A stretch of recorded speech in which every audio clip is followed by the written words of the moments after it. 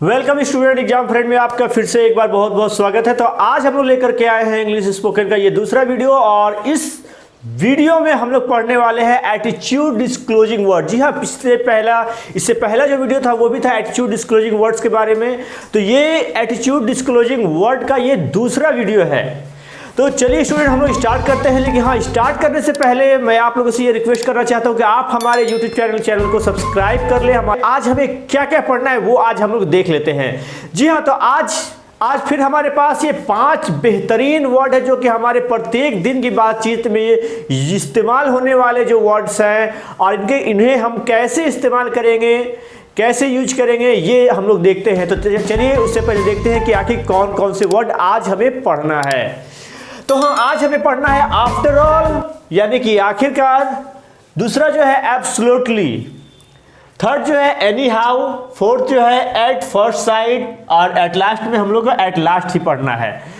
तो दोस्तों चलिए अब हम लोग स्टार्ट करते हैं। जो पहला वर्ड है आफ्टर ऑल, आखिरकार। जी हाँ, हम लोग कहते हैं आखिरकार तुम तो मेरे काफी करीबी हो, आखिरकार मैं घर पहुंच गया, आखिरकार आप मेरे दोस्त हो इसलिए आपने मेरी जान बचाई, है ना।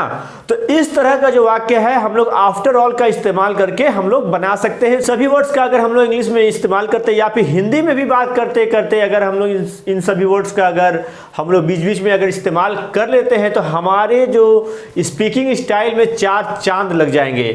तो चलिए देखते हैं आफ्टर ऑल का पहला एग्जाम्पल। ये जो पहला एग्जाम्पल है, after all you are my nearest and dearest, आखिरकार आप मेरे काफी ज्यादा करीबी हो और काफी ज्यादा प्रिय हो, है ना। After all you are my best friend, after all you are my teacher, after all I come back my home.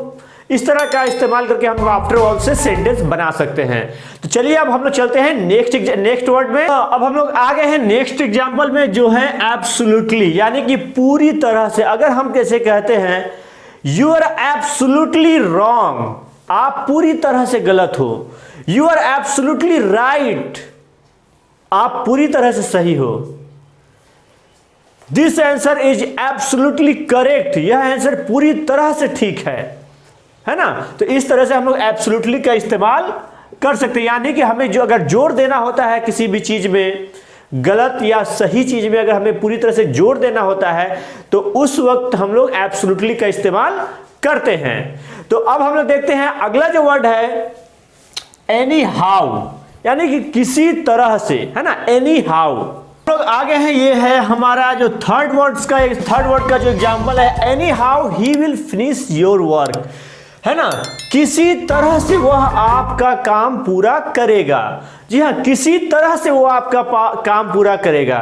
या फिर अगर हमें कहना होगा, जैसे कि मान के चलिए कि हम लोग अपने स्टूडेंट्स को कहते हैं आपको किसी तरह से मेरा होमवर्क कंप्लीट करना है। Anyhow you have to complete my homework, anyhow you will come at my school, anyhow I will go to Chhapra, है ना। तो इस तरह का जो एग्जाम्पल है हम लोग एनी हाउ का इस्तेमाल करके बना सकते हैं। और अगर हम लोग हिंदी सेंटेंस के साथ भी हम लोग इसका यूज कर सकते हैं। जैसे कि एनी हाउ आपको मेरा पैसा देना होगा, एनी हाउ मैं यह काम करूंगा, एनी हाउ आपको यह काम करना होगा। तो ये आप हिंदी में भी अगर आप यूज इस्तेमाल करते हैं तो आपका जो बातचीत का जो स्टाइल है वो काफी ज्यादा बेहतरीन लगेगा, है ना। लेकिन हम यहाँ इंग्लिश स्पोकन क्लास पढ़ रहे हैं तो हमें कोशिश करना है कि हम पूरी सेंटेंस को इंग्लिश बोले, जितना ज्यादा हो सके उतना ज्यादा इंग्लिश में इसका हम लोग इस्तेमाल करेंगे। तो अब हम लोग चलते हैं नेक्स्ट एग्जाम्पल में। अगला जो वर्ड है एट फर्स्ट साइट, यानी कि पहली नजर में। जी हाँ, आप लोगों ने बहुत सारा गाना भी सुना होगा पहली नजर से, और बहुत सारे पिक्चर में, मूवीज में आप लोगों ने पहली नजर का जो डायलॉग भी सुना होगा। तो उस डायलॉग का भी इस्तेमाल आप इससे कर सकते हैं। तो चलिए हम लोग अपना जो एग्जाम्पल देखते हैं एट फर्स्ट साइट का। जी हाँ, at first sight I understood, पहली नजर में मैं समझ गया था, he is a good man, वह एक अच्छा आदमी है। At first sight I understood he is proud, मैं पहली नजर में समझ गया था कि वह घमंडी है। At first sight I like you, पहली नज़र में ही मैं आपको पसंद करता हूँ, है ना। तो ये जो है इस तरह का सेंटेंस जो है हम लोग बना सकते हैं, या फिर आप ऐसे भी इसका इस्तेमाल कर सकते हैं, जैसे कि पहली नज़र में ही मैं आपको पहचान गया था, पहली नज़र में ही मैं आपको पसंद करने लगा था। तो इस तरह का जो वाक्य है एट फर्स्ट साइट का इस्तेमाल करके आप बना सकते हैं। तो चलिए अब हम लोग चलते हैं आखिर का जो सबसे लास्ट वर्ड है, जिस वर्ड का नाम है एट लास्ट। जी हाँ, लास्ट है, उसको हम लोग एट लास्ट में ही पढ़ेंगे। जिस वर्ड का नाम है एट लास्ट, तो पढ़ेंगे एट लास्ट। जी हाँ, आखिर में मैं आपके बारे में एक चीज और कहना चाहूंगा, है ना। तो देखते हैं उसे कैसे यूज करेंगे।